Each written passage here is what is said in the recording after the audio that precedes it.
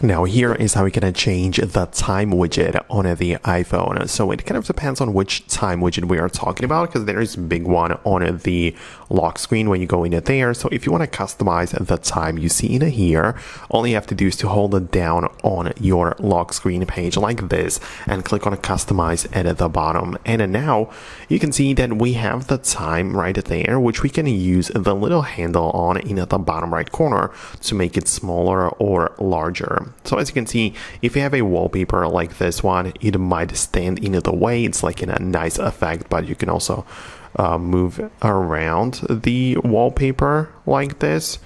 So let me just make it come back and go to the customize mode again. But that is the first way you can edit the clock, by adjusting the size. But as I said, you can also change the wallpaper and move it a little bit away so you can see the whole time in there. But you can as well click on the clock in here and change some additional things like the font, right? You can also change and adjust the thickness of the font, and plenty of options which you can pick between. So very useful stuff.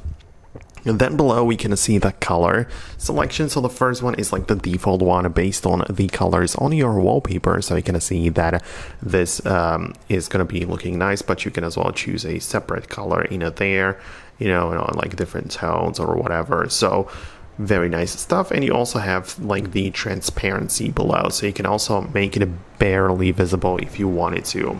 And lastly, there's the glass versus solid effect. So you know, there's the liquid glass, which some people like, some people do not, and you can switch to the solid mode if you don't want to have the liquid glass icon.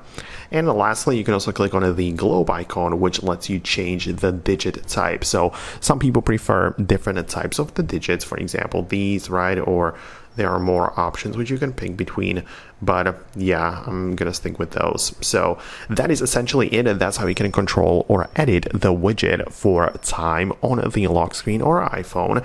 Let me know what you think below, subscribe, and I'll talk to you later in future uploads.